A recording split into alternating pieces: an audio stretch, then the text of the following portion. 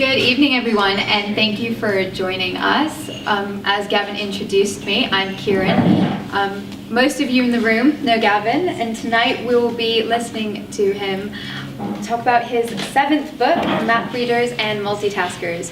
For those of you who haven't read the book, one, I'd encourage you to go buy it because it's a really interesting read. It's a fascinating book that analyzes and critiques commonly propagated beliefs about the biological origins of gender difference. Or, in other words, it pulls apart the cultural cliches underlying the theory that men are from Mars and women are from Venus. So, before I add weight to the stereotype that women are the chattier sex, let's start talking about the book.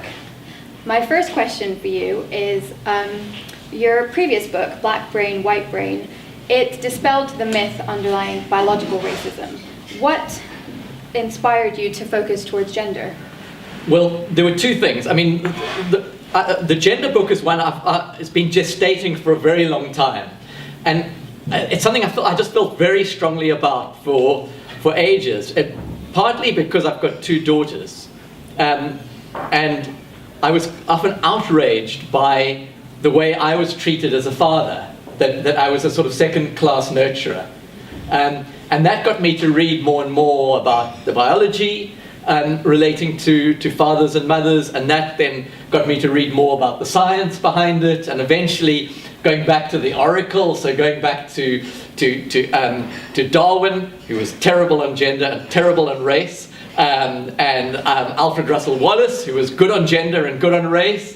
And then to look at some of the people who've written in this area. So I looked, for example, at Richard Dawkins and Steven Pinker on the one hand, and then the people who critique them on the other hand, and the kind of view that our destiny is determined by our biology. I increasingly began to question, and then the more I questioned that, the more I saw that this whole area was focused so much on questions of gender, and that's really what brought about this book. Okay, going back to what you mentioned about the scientific basis, in Black Brain, White Brain, you showed that actually ethnicity doesn't really have an impact on brain function, but brain imaging has shown that men and women have different neural pathways. Wouldn't that suggest that males are better wired at certain tasks than females, and vice versa?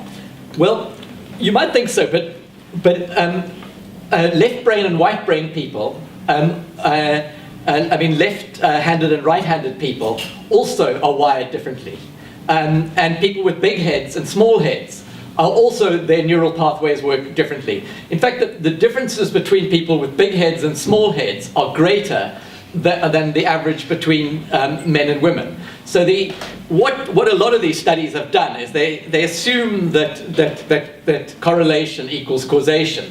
So they look and they see, well, women use those neural pathways to get that result, and men use those neural pathways to get that result, and therefore they'll look they'll then go and look at common areas which they think there are gender differences in, and they'll say, well, it's because of those different neural pathways. But if you look at it from the opposite point of view and say, well, in fact, in these areas where they claim that they're gender differences, they are not in fact gender differences, then you come to the opposite conclusion, that using different neural pathways doesn't mean that your brains are fundamentally wired differently.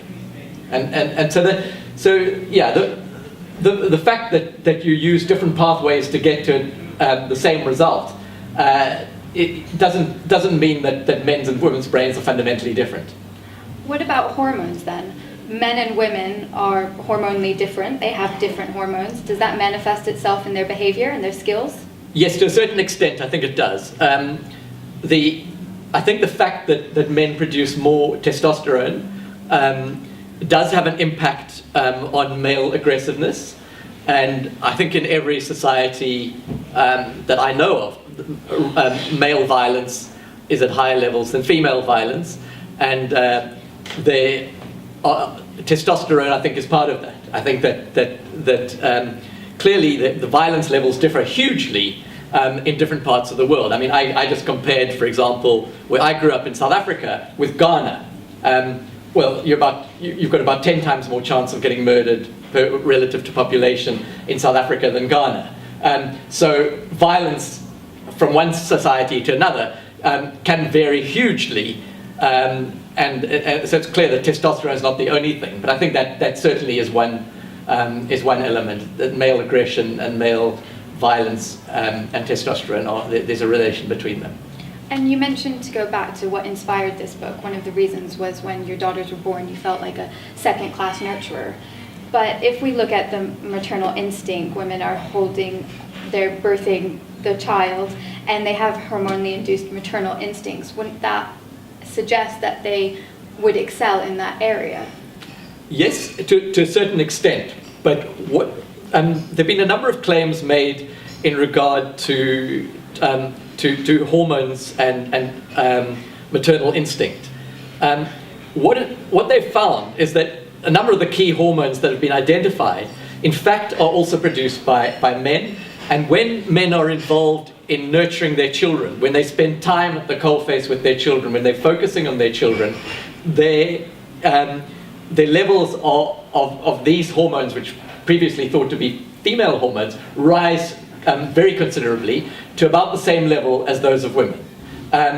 Also, their testosterone levels go down. So yes, women have an advantage in the sense biologically because they are bearing a child for 9 months. So they develop attachment to the child, and there are hormones as well that are produced in that time. For men, it's a process that only happens after the birth, and it requires men to be directly involved with nurturing the children, and their hormone levels change as a result of that. Is it possible for men's hormone levels to match of that particular hormone to match the levels that a mother? Yeah, they're two key hormones, and there's very little difference between those of men and women normally. When men are nurturing their children, their hormones go up to the level of women at the same time. So it's very similar. Men are capable of nurturing and having a nurturing instinct just as much as women. Okay, interesting. And moving on to sex. Yeah. Men are stereotypically, or culturally, who knows, hardwired apparently to be attracted to young women. And on the vice versa, it's commonly said that women are attracted to an older man who's richer because there adds this stability. That idea is rooted in Darwin's theory of evolution and the survival of the fittest. You've already said that it's ridiculous in gender and race. So is there any scientific evidence on what these claims are based on? No, I don't believe there is. The whole idea that there's a lot of theories that men are innately drawn towards young and nubile women, just as you're saying, and women are innately drawn to older men. Now, you can observe that in most societies, women are slightly younger than men when they get married. In some cases, very much younger. But when you look at all the statistics, you see that the greater level of equality in that society, the narrower the gap. So in America, for example, the gap at marriage age has risen, has shrunk from 5 years to 1 year over the last century. In Britain, it's shrinking as well. The countries with the highest gap are countries like Saudi Arabia. So the gap between men and women in terms of the ages that they're attracted to each other I don't believe is innate. I think that what it is, it relates to power, it relates to the power of women in society, and it relates to male attitudes to women and female attitudes to men. And when you get women being empowered, when you get women working and earning the same as men, that marriage age gap shrinks to almost nothing.